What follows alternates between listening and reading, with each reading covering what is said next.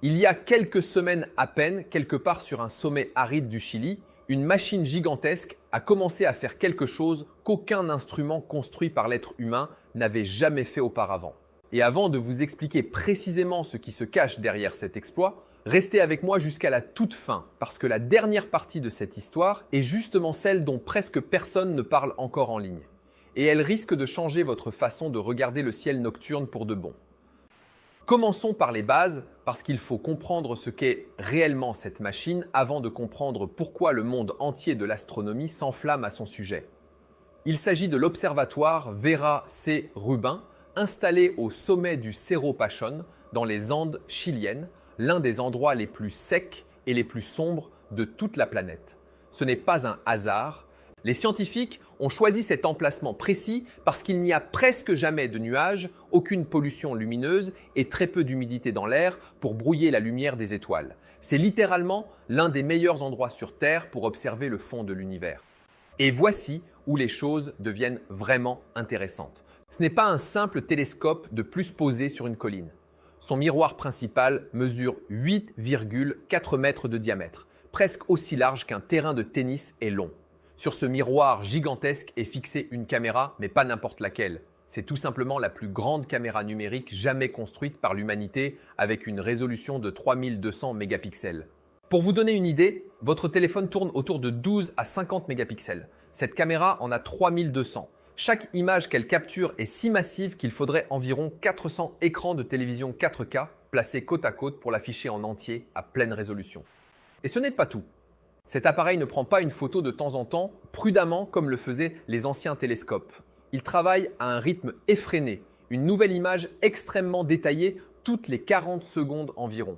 Puis il pivote vers la portion suivante du ciel et recommence encore et encore, toute la nuit, chaque nuit, avec près d'1 millier d'images capturées par nuit pendant 10 années consécutives sans interruption. Pourquoi 10 ans? Parce que la mission qui se cache derrière cet observatoire, celle vers laquelle 2 décennies de travail ont convergé, porte un nom, le relevé héritage de l'espace et du temps, plus connu sous son sigle anglais LSST. Le plan est presque vertigineux. Plutôt que de capturer une simple photo de l'univers, l'observatoire balaie l'ensemble du ciel austral en lumière ultraviolette, visible et proche infrarouge, en revenant sur chaque portion du ciel environ tous les 3 jours. Et ce, sans interruption, pendant 10 ans.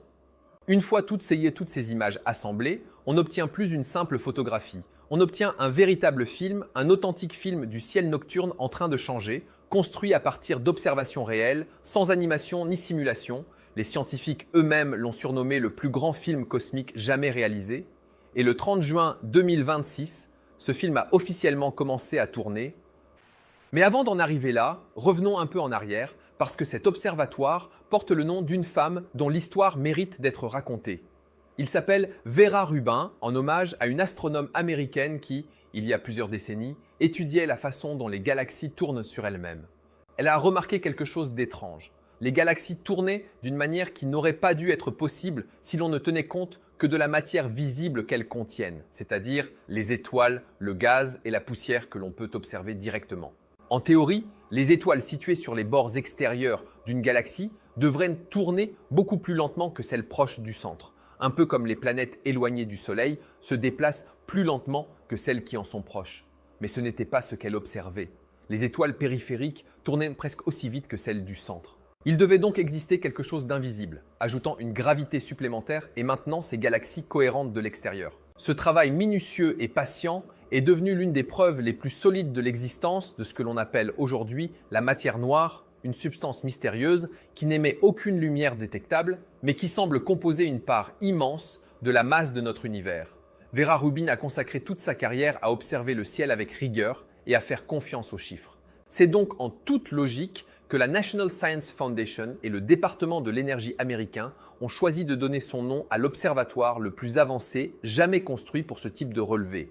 Il poursuit à sa manière le travail qu'elle a commencé en cherchant des réponses sur la matière noire et sur sa mystérieuse complice, l'énergie noire, cette force qui semble accélérer l'expansion de notre univers année après année.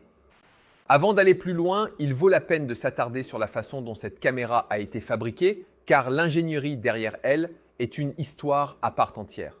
Le cœur de l'observatoire, la caméra du LSST, a été construit par le Laboratoire national de l'accélérateur ESLAC, dépendant du département de l'énergie américain, en collaboration avec des équipes venues du monde entier. Elle a à peu près la taille d'une petite voiture et pèse environ 3000 kg. Pourtant, elle doit fonctionner avec une précision telle que la moindre vibration pourrait suffire à brouiller une image de lumière lointaine et ténue. À l'intérieur se trouvent 6 grands filtres optiques, chacun conçu pour capter une bande différente du spectre lumineux, de l'ultraviolet jusqu'au proche infrarouge, ce qui permet aux chercheurs d'étudier aussi bien des étoiles jeunes et brûlantes que des galaxies froides et lointaines dans le cadre d'un seul et même relevé. Chaque image traverse plusieurs étapes de calibration, vérification de la mise au point, de l'exposition, de l'alignement, avant d'être intégrée officiellement aux données du projet. C'est en partie pour cela que la phase de mise en service a pris autant de temps. Une erreur commise à ce stade aurait pu se répercuter sur 10 années entières d'observation.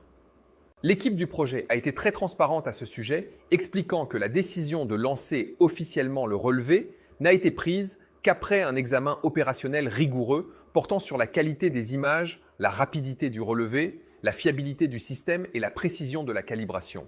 Une fois le compteur des 10 ans lancé, il n'y a plus de retour en arrière possible pour corriger de petites erreurs. Toutes ces données brutes ne restent pas stockées sur un disque dur quelque part au Chili. Elles voyagent jusqu'aux États-Unis, vers un centre de données hébergé par le laboratoire SLAC, où elles deviennent accessibles à l'ensemble de la communauté scientifique. L'une des grandes équipes qui exploitent ces données porte le nom de Collaboration scientifique sur l'énergie noire, un groupe de chercheurs répartis à travers le monde qui utilisent les observations de Rubin pour mesurer avec une précision inédite les propriétés fondamentales de l'univers, notamment la vitesse à laquelle il s'étend et la façon dont la matière s'y répartit. Ce qui distingue vraiment ce projet, c'est que ces données ne resteront pas enfermées derrière des portes closes. Les scientifiques ont affirmé qu'il s'agit de la première fois qu'une telle quantité de données astronomiques sera mise à la disposition d'autant de personnes à la fois, ouvrant la porte à des chercheurs du monde entier et pas seulement à ceux des grandes institutions pour participer à de véritables découvertes de pointe. Même le grand public pourra un jour explorer certaines de ces données lui-même, un accès qui, autrefois, était réservé aux astronomes professionnels disposant des plus grands télescopes du monde. Voyons maintenant, avec des dates et des chiffres précis, comment tout cela s'est réellement déroulé. Le 23 juin 2025 à Washington, l'équipe de l'Observatoire a organisé un événement public baptisé Premier Regard.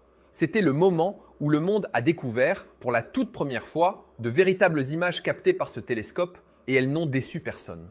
L'une des toutes premières images publiées combinait 2 nébuleuses lumineuses, des nuages de gaz et de poussière situés dans les profondeurs de l'espace, connues sous les noms de nébuleuses Trifide et nébuleuses de la Lagune.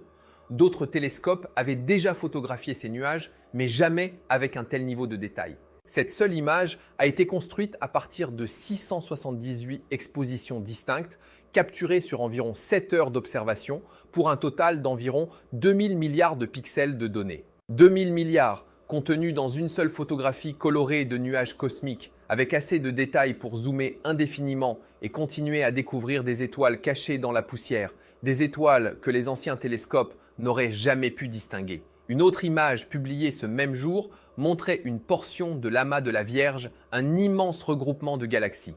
Sur cette seule image, on peut apercevoir d'innombrables galaxies dispersées en arrière-plan, des formes spirales, des formes elliptiques, brillant discrètement derrière des étoiles lumineuses de notre propre Voie lactée, situées au premier plan. Les scientifiques s'attendent à ce que, sur l'ensemble des 10 années du relevé, l'observatoire aide à cataloguer environ 20 milliards de nouvelles galaxies. 20 milliards de galaxies actuellement invisibles dans nos registres, qui attendent d'être capturées par cette caméra. Mais voici ce qui a réellement stupéfié les scientifiques, y compris ceux qui ont construit la machine eux-mêmes. En un peu plus de 10 heures d'observation test, avant même que le relevé officiel n'ait commencé, le télescope avait déjà capturé des millions de galaxies et d'étoiles de la Voie lactée et avait déjà repéré des milliers d'astéroïdes dans notre propre système solaire. 10 heures. La plupart des observatoires mettent des années à constituer un tel catalogue. Celui-ci l'a fait en moins d'une demi-journée de test. Après cet événement, l'équipe ne s'est pas arrêtée longtemps pour célébrer. Elle est immédiatement passée à la phase de mise en service, un travail minutieux d'ajustement et de test pour s'assurer que l'optique, la caméra et les chaînes de traitement des données fonctionnaient exactement comme prévu, avant que le véritable relevé de 10 ans ne puisse démarrer officiellement. Pendant cette période de test, connue comme la phase d'optimisation, quelque chose de remarquable s'est produit. En seulement 6 semaines environ, à partir des seules données de test, les astronomes travaillant avec cet observatoire ont découvert plus de 11 000 nouveaux astéroïdes jamais recensés auparavant. 11 000 en 6 semaines. Cela représente l'un des plus grands lots de découvertes d'astéroïdes jamais soumis d'un seul coup au centre des planètes mineures de l'Union astronomique internationale, l'organisme mondial officiel chargé de vérifier et de cataloguer les petits corps de notre système solaire. Parmi ces découvertes, les scientifiques ont identifié 33 objets géocroiseurs, c'est-à-dire des astéroïdes dont l'orbite les amène relativement près de notre planète. Aucun de ces nouveaux objets ne présente le moindre danger pour la Terre. Mais surveiller ces objets reste l'une des missions les plus importantes que puisse remplir un observatoire, car mieux on les connaît, mieux on peut se préparer à l'avenir. En plus de cela, les premières données du télescope ont également révélé 380 nouveaux objets transneptuniens, des corps glacés qui orbitent bien au-delà de Neptune, dans les confins froids et lointains de notre système solaire, là où la lumière du Soleil met des heures à arriver. 2 de ces objets nouvellement découverts possèdent des orbites extrêmement allongées, qui les emmènent à près de 1000 unités astronomiques du Soleil, à leur point le plus éloigné. Une unité astronomique correspond à la distance entre la Terre et le Soleil, ce qui signifie que ces 2 objets voyagent presque 1000 fois plus loin du Soleil que nous. C'est un territoire véritablement lointain et reculé. Les chercheurs pensent que l'étude d'orbites aussi étranges pourrait, à terme, aider à confirmer ou à écarter la théorie longtemps débattue d'une 9e planète cachée, parfois surnommée la planète 9, qui serait 5 à 10 fois plus massive que la Terre et qui pourrait déformer la trajectoire d'objets lointains du système solaire. Un scientifique planétaire impliqué dans le projet a expliqué que même si l'observatoire ne parvenait pas à repérer directement cette planète, découvrir davantage d'objets aux orbites déformées constituerait tout de même un indice précieux en faveur de son existence. Ce même lot de données précoces a également permis aux scientifiques d'affiner et de corriger les orbites de plus de 80 000 astéroïdes déjà connus, dont les trajectoires n'étaient pas encore totalement précises. Grâce aux observations fréquentes et détaillées de l'observatoire, les astronomes ont pu affiner ces calculs orbitaux, rendant notre carte du système solaire plus précise qu'elle ne l'a jamais été. Puis, en janvier 2026, un autre événement a attiré l'attention de toute la communauté astronomique. En utilisant les données recueillies pendant la période du premier regard, des scientifiques ont publié le tout premier article scientifique évalué par des pairs basé sur des observations issues de cette caméra. Leur découverte était réellement remarquable. Caché dans les données se trouvait l'astéroïde de plus de 500 mètres de diamètre à la rotation la plus rapide jamais enregistrée, situé dans la ceinture principale d'astéroïdes. Les chercheurs ont précisé qu'un objet pareil n'aurait tout simplement pas pu être détecté sans la rapidité et la sensibilité unique de cette caméra. Un responsable adjoint du projet a expliqué que découvrir des milliers de nouveaux astéroïdes en si peu de temps et en apprendre autant sur eux n'était qu'un avant-goût de ce que le relevé complet de 10 ans allait révéler. Ensuite est arrivé le moment qui a véritablement ouvert les vannes. Le 24 février 2026, l'Observatoire a émis 800 000 alertes en une seule nuit, 800 000 événements signalés en une seule nuit, de nouveaux astéroïdes, des étoiles explosant soudainement en supernova, des trous noirs supermassifs lointains s'illuminant en dévorant la matière qui les entoure, et des étoiles variables dont la luminosité fluctue au fil du temps. Les astronomes ont qualifié ce moment de véritable point de départ du flux d'alerte, l'une des dernières étapes avant le lancement officiel de la mission de 10 ans. Et cette mission a officiellement démarré le 30 juin 2026. Le relevé héritage de l'espace et du temps a commencé après des années de construction, de tests et un examen opérationnel rigoureux portant sur la préparation technique, la qualité des données et la précision de la calibration. Depuis cette nuit-là, l'observatoire balaie l'ensemble du ciel austral, revenant sur chaque zone environ tous les 3 jours, en générant près de 10 téraoctets de données chaque nuit, un chiffre que certaines estimations placent encore plus haut une fois que le relevé atteindra sa pleine vitesse de croisière. Sur l'ensemble des 10 années, l'observatoire devrait produire environ un demi-hexaoctet d'informations au total, une quantité si colossale que des équipes entières de scientifiques et d'ingénieurs ont passé des années à concevoir les algorithmes nécessaires pour la traiter. Les scientifiques estiment que le volume de données recueillies par cet observatoire au cours de sa seule première année dépassera celui de tous les autres observatoires optiques de la planète réunis. Pas presque autant, davantage que tous mis ensemble. Une fois sa pleine capacité atteinte, le système devrait envoyer jusqu'à 7 millions d'alertes chaque nuit. 7 millions. Et chacune représente un véritable changement survenu quelque part dans le ciel. Un astéroïde qui change de position, une étoile qui explose, un trou noir qui s'illumine, une galaxie lointaine dont la luminosité varie.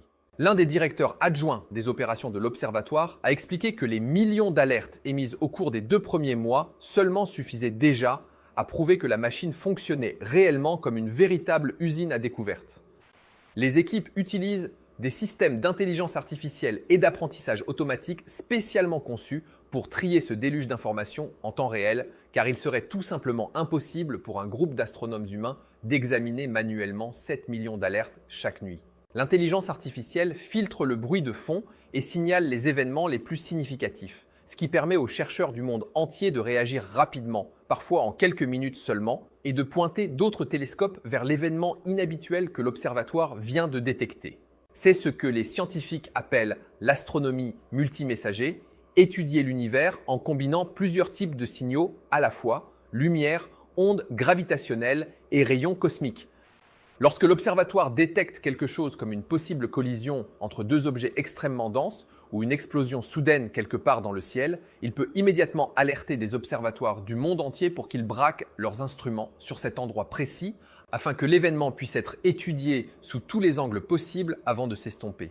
Les supernovae sont l'un des exemples les plus parlants de l'importance de cette rapidité. Une supernova se produit lorsqu'une étoile massive arrive au terme de sa vie et explose dans un éclat de lumière si puissant qu'il peut brièvement surpasser en éclats une galaxie entière. Ces explosions ne durent pas longtemps. Elles s'illuminent rapidement, puis s'estompent sur quelques jours ou quelques semaines. Autrement dit, si l'on n'observe pas la bonne portion du ciel au bon moment, on rate tout simplement l'événement. Les anciens télescopes, plus lents et couvrant de petites portions du ciel à la fois, ont manqué un nombre considérable de ces événements, simplement parce que personne ne regardait au bon endroit au bon instant. L'observatoire résout ce problème en ne détournant jamais vraiment le regard, puisqu'il revient sur les mêmes régions du ciel tous les 3 jours environ. Chaque explosion, chaque sursaut soudain, chaque lueur qui s'éteint finit par être captée à un moment ou à un autre dans ce cycle répétitif d'images. Dès que le système détecte un changement soudain de luminosité correspondant au profil d'une supernova, il envoie une alerte en quelques minutes, offrant aux astronomes du monde entier la possibilité de pointer d'autres instruments vers cet endroit précis pendant que l'explosion est encore en cours. C'est exactement le genre de collaboration mondiale multimessager dont les scientifiques rêvaient depuis des années. Un seul observatoire agissant comme un détecteur de fumée pour tout le ciel austral et des dizaines d'autres télescopes se précipitant pour réagir dès que l'alarme retentit. Phil Marshall, directeur adjoint des opérations de l'Observatoire pour le laboratoire SLAC, a résumé ce parcours d'une manière simple et honnête. Il a expliqué qu'il aura fallu 20 années de travail scientifique, d'ingénierie et de détermination pour enfin atteindre le moment où l'équipe pouvait lancer le tournage de ce qu'il a lui-même décrit comme un film à grand spectacle sur l'univers. Il a aussi souligné que les millions d'alertes générées au cours des 2 premiers mois de tests avaient déjà démontré que l'observatoire fonctionnait exactement comme prévu. Une véritable machine à découverte entièrement assemblée et désormais mise en marche. Mike Brown, planétologue à Caltech qui suit ce projet depuis ses années d'études supérieures, il y a plus de 20 ans, a confié que travailler avec les données de cet observatoire aujourd'hui ressemble à quelque chose qu'il n'aurait jamais osé imaginer à l'époque. Voir un projet prendre forme sur 20 années patientes et devenir enfin une réalité scientifique fonctionnelle. Il a aussi fait remarquer une chose qui mérite d'être retenue. Si l'on demandait à 50 astronomes différents ce qu'ils sont le plus impatients de découvrir grâce à ce télescope, on obtiendrait probablement 50 réponses complètement différentes parce que ce relevé touche à peu près tous les recoins de l'astronomie et de l'astrophysique moderne, en même temps chaque nuit. Au cours des 10 prochaines années, les scientifiques s'attendent à ce que ce relevé transforme en profondeur notre connaissance de notre propre système solaire. Les chercheurs estiment que l'observatoire pourrait tripler le nombre total d'astéroïdes connus et multiplier par près de 10 le nombre d'objets transneptuniens identifiés. Chaque nouvelle découverte ajoute une pièce au puzzle de la formation de notre système solaire. Il y a des milliards d'années, de la façon dont les planètes et les corps plus petits se sont installés sur les orbites que nous connaissons aujourd'hui, et des forces qui façonnent les confins de notre voisinage cosmique. Mais l'objectif le plus vaste, la raison pour laquelle cet observatoire porte le nom de Vera Rubin en premier lieu, va bien au-delà des astéroïdes et des comètes. Les scientifiques espèrent que ce relevé de 10 ans apportera enfin de véritables réponses sur la matière noire et l'énergie noire, les deux plus grands mystères non résolus de la physique moderne. La matière noire semble représenter environ un quart de tout ce que contient l'univers et pourtant, personne ne l'a jamais observé directement, seulement ses empreintes gravitationnelles sur les galaxies, les mêmes empreintes que Vera Rubin avait remarquées la première il y a des décennies. L'énergie noire est encore plus étrange, cette force mystérieuse qui semble faire accélérer l'expansion de notre univers plutôt que de la ralentir comme la gravité seule devrait le faire. En observant des milliards de galaxies pendant 10 années entières, en suivant leurs mouvements, les décalages de leur lumière et l'évolution de la structure de l'univers au fil du temps, les scientifiques espèrent que cet observatoire pourra enfin aider à expliquer ce que sont vraiment la matière noire et l'énergie noire. Une question à laquelle aucun télescope de l'histoire n'a encore réussi à répondre pleinement. Prenez un instant pour mesurer tout ce que cette seule machine accomplit à la fois. Elle cartographie notre propre système solaire avec un niveau de détail jamais atteint. Elle découvre des dizaines de milliers de nouveaux astéroïdes, dont certains pourraient un jour avoir de l'importance pour la défense planétaire. Elle capte les supernovae au moment même où elles explosent, offrant aux scientifiques une place au premier rang pour observer certains des événements les plus violents de l'univers. Elle suit des trous noirs supermassifs qui scintillent et s'embrasent à des milliards d'années-lumière de distance. Elle construit progressivement un catalogue estimé à 20 milliards de nouvelles galaxies. Et sous tout cela, elle rassemble tranquillement exactement le type de données qui pourrait enfin percer deux des plus grands mystères jamais affrontés par la science humaine. Et nous n'en sommes encore qu'au tout premier jour de cette mission de 10 ans. Tout ce qui a été raconté ici, les 11 000 astéroïdes, l'astéroïde à la rotation record, les 800 000 alertes en une seule nuit, les milliers de milliards de pixels contenus dans une seule image, tout cela s'est produit avant même que le relevé officiel n'ait pleinement commencé. Le véritable compte à rebours de 10 ans n'a démarré que le 30 juin 2026. Chaque nuit, à partir de maintenant, ce télescope continue d'observer, de balayer le ciel, de capturer des données à une échelle qu'aucun observatoire sur cette planète n'avait jamais atteinte auparavant. Et quelque part dans ce déluge d'images nocturnes, cachées parmi des millions de galaxies et des milliers d'astéroïdes nouvellement découverts, il existe une réelle possibilité que cet observatoire finisse par capturer quelque chose de totalement inattendu, quelque chose que personne n'avait prévu, simplement parce qu'il observe le ciel de plus près, plus souvent, et avec plus de détails que n'importe quel instrument dans toute l'histoire de l'astronomie. Rappelez-vous que cet observatoire n'en est encore qu'à ses toutes premières semaines d'une mission censée durer 10 années complètes. Chacune de ces années apportera son lot de nouvelles découvertes d'astéroïdes, de nouvelles alertes de supernovas, de nouvelles images de galaxies jamais cataloguées auparavant et petit à petit, de véritables progrès vers la compréhension de la matière noire et de l'énergie noire, ces deux mystères qui ont justement donné son nom à ce télescope.